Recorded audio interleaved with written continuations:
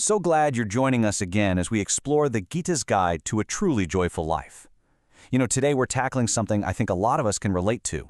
It's a spiritual path that's designed for people who are always on the move, always doing.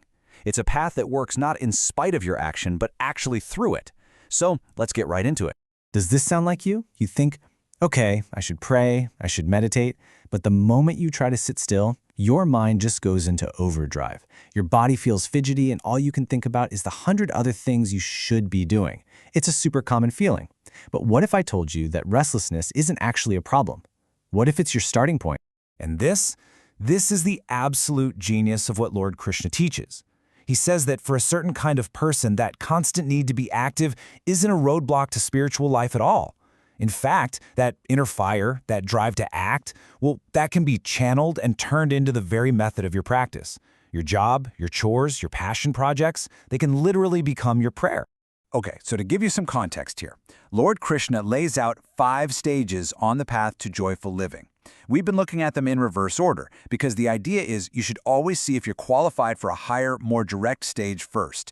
You only move to a lower stage if you need to. And today, we're diving deep into Stage 2, a path created specifically for those people who find Stage 3, the path of focused prayer, just too difficult because, well, they just can't sit still. Yeah, this stage is tailor-made for people who are just propelled by this powerful, inherent energy. We're not talking about being hyperactive or distracted.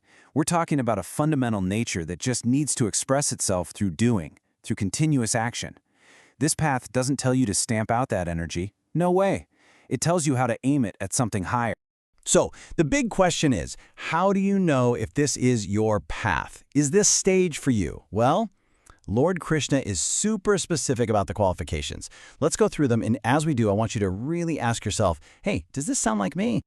All right, now this is where it gets really interesting. It's the combination of these qualities that matters. So first, you've got that constant inner energy we've been talking about. But, and this is so important, this person has also had a realization. They know deep down that just chasing money or fame or possessions, it's not going to bring lasting happiness.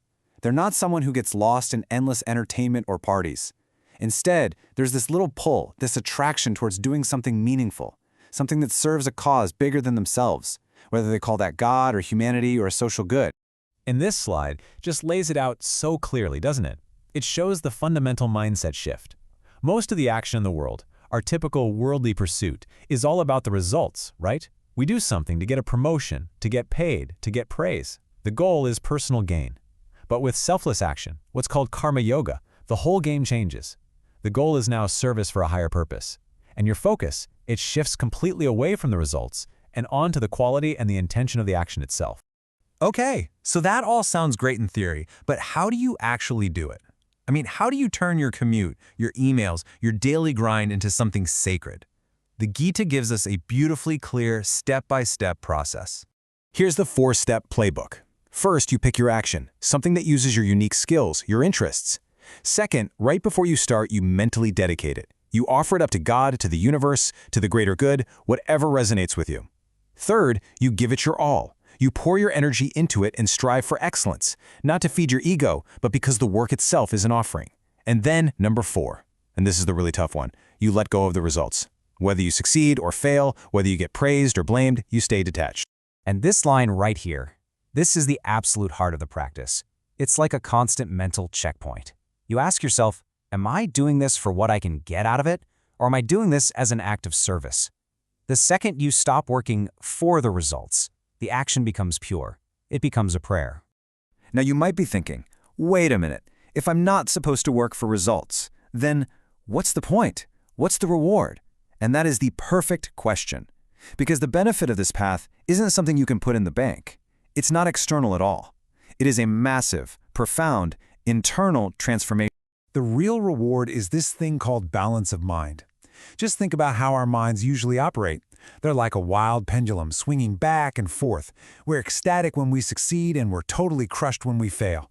We get puffed up by praise and defensive with blame. This practice, it slowly, gently brings that pendulum to a stop right in the center. Your inner peace stops depending on what's happening outside. Your mind just becomes steady, calm.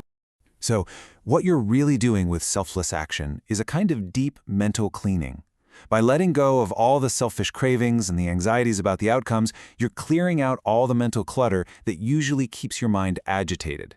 And this creates the absolute perfect inner environment for deeper spiritual work. It makes the mind calm, crystal clear, and totally ready to concentrate. And that's why stage 2 is such a brilliant and necessary preparation. It's not just about becoming a better person in your day-to-day life, though that definitely happens. It's about fundamentally rewiring yourself so you're ready to graduate to the next level of the journey.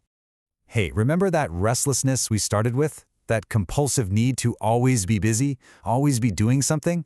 Well, through this practice, that compulsion just starts to melt away. Your energy isn't scattered and frantic anymore. It's focused, it's calm. You find you're no longer running from stillness. You're actually ready for it. And once that frantic need for external doing is gone, you naturally become qualified for stage 3, which is called Upasana.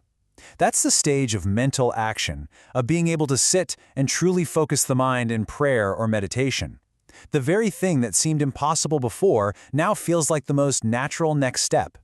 The path of action has perfectly paved the way for the path of stillness. So, the thought I really want to leave you with today is this. Just take a look at your life, your job, your family, your to-do list. What if you reframed all of it? What if that long list of tasks wasn't a burden, but a series of opportunities for devotion? Just think, could your busiest, most chaotic, action-packed days actually become your most profound and powerful prayers?